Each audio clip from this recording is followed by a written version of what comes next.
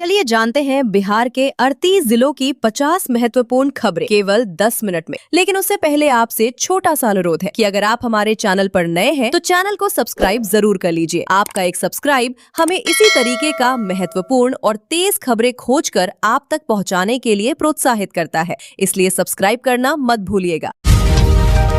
Khan sir के खिलाफ हत्या के प्रयास का मामला। पटना के मुसल्लापुर हाट में 2 जून की रात हुई कोचिंग गोलाबारी विवाद में चर्चित शिक्षक खान सर फैसल खान के खिलाफ कदम कुआं थाने में एफआईआर दर्ज कर जांच तेज कर दी गई है। जिम जा रही युवती से दिन दहाड़े गन पॉइंट पर लूट। पटना में जिम जा रही युवती आरोही से बाइक सवार बदमाशों ने सोने की चेन छीन ली। युवती द्वारा बहादुरी से पकड़ने पर बदमाशों ने पिस्टल तान दी और फरार हो गए।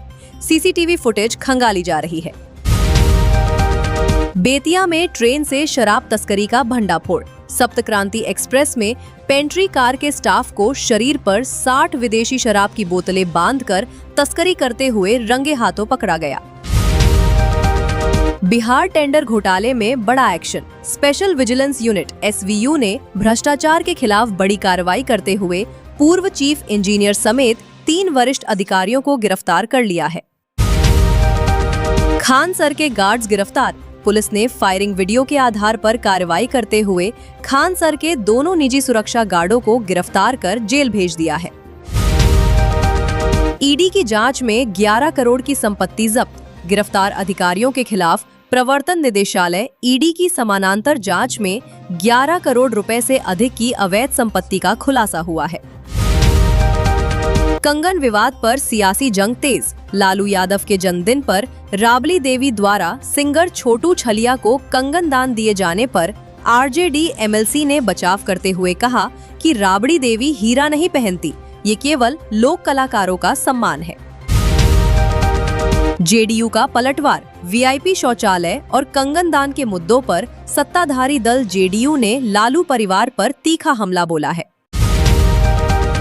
निशांत कुमार पर तंज। RJD नेताओं द्वारा नीतीश कुमार के करीबियों पर की जा रही बयानबाजी को लेकर पटना के सियासी गलियारों में तनातनी का माहौल बना हुआ है। पटना पुलिस का विशेष चेकिंग अभियान। चेन स्नैचिंग और फायरिंग की बढ़ती घटनाओं को देखते हुए पटना के बोरिंग रोड, कंकड़बाग और कदम कुआं इलाकों में पुलिस ने सघन वाहन जांच अभियान चलाया। बिहार में मॉनसून की धमाकेदार एंट्री। राज्य में दक्षिण पश्चिम मॉनसून ने आधिकारिक तौर पर दस्तक दे दी है, जिससे भीषण गर्मी से बड़ी राहत मिली है। 17 जिलों में भारी बारिश का अलर्ट। मौसम विज्ञान केंद्र पटना IMD ने पूर्णिया, किशनगंज सहित बिहार के 17 जिलों के लिए भारी बारिश और वज्रपात की चेतावनी जारी की है। तेज हवाओं का ऑरेंज अलर्ट। उत्तर और दक्षिण बिहार के कई इलाकों में 60 से 70 किलोमीटर प्रति घंटा की रफ्तार से आंधी तूफान चलने की आशंका है। मोबाइल पर वार्निंग मैसेज। आपदा प्रबंधन विभाग और मौसम विभाग द्वारा अलर्ट वाले जिलों के लोगों के मोबाइल पर सुरक्षा संदेश भेजे जा रहे हैं। तापमान में भारी गिरावट। बारिश और ठंडी हवाओं के सक्रिय होने से अधिकतम तापमान में 2 से 4 डिग्री सेल्सियस तक की कमी दर्ज की गई है। 7 जिलों के लिए तत्काल चेतावनी। दरभंगा, मधुबनी, मुजफ्फरपुर, वैशाली, शिवहर, समस्तीपुर और सीतामढ़ी में मेघ गर्जन के साथ मध्यम बारिश का तात्कालिक अलर्ट है।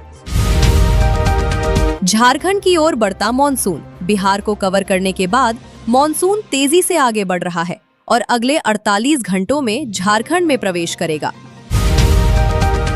वज्रपात से बचने की सलाह। प्रशासन ने किसानों और ग्रामीणों को खराब मौसम के दौरान खेतों में न जाने और पेड़ों के नीचे शरण न लेने की अपील की है।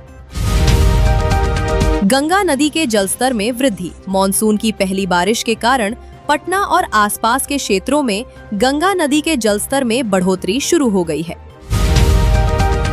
पटना और वैशाली के सभी पीपा पुल होंगे बंद। गंगा का जलस्तर बढ़ने के कारण सुरक्षा के लिहाज से 15 जून से कच्ची दरगाह, ग्यासपुर और दानापुर के पीपा पुलों पर परिचालन पूरी तरह बंद कर दिया जाएगा।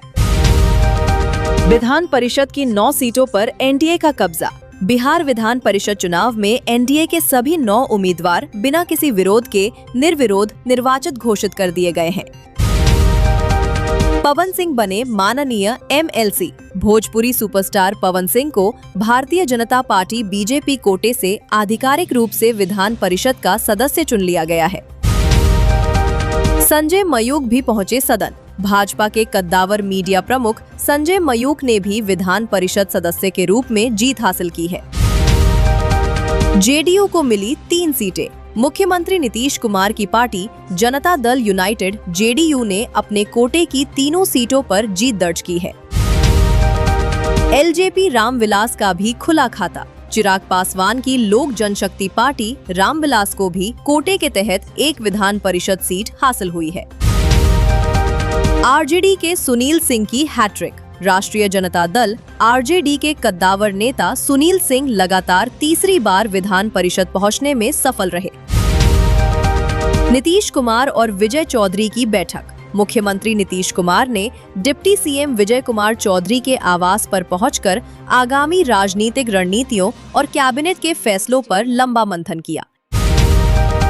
1 करोड़ रोजगार का लक्ष्य। जेडीयू के राष्ट्रीय कार्यकारी अध्यक्ष संजय कुमार झा ने दावा किया है कि एनडीए पूरी तरह एकजुट है और सरकार का मुख्य एजेंडा बिहार के युवाओं को 1 करोड़ नौकरी और रोजगार के अवसर देना है।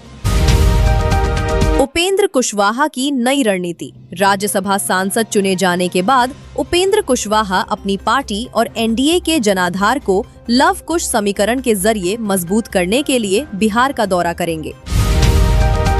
विपक्ष का एकजुटता पर सवाल। महागठबंधन ने एनडीए के अंदरूनी तालमेल पर सवाल उठाए हैं, जिसके जवाब में एनडीए ने कहा कि हमारी एकजुटता ही विपक्ष की सबसे बड़ी परेशानी है।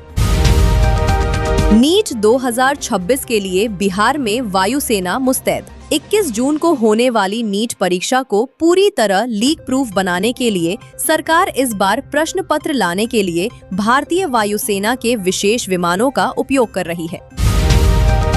कोचिंग संस्थानों पर आईबी की पैनी नजर। पेपर लीक गिरोहों पर नकेल कसने के लिए बिहार के सभी बड़े कोचिंग हब और परीक्षा केंद्रों के आसपास खुफिया ब्यूरो आईबी निगरानी रख रही है।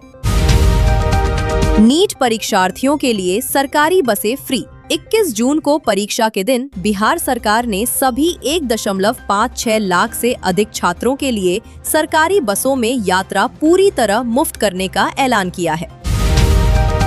सेंटर्स पर ओआरएस और मेडिकल किट की व्यवस्था। परीक्षा के दिन गर्मी और उमस को देखते हुए सभी 331 केंद्रों पर स्वास्थ्य विभाग मेडिकल यूनिट और ओआरएस घोल तैनात रखेगा।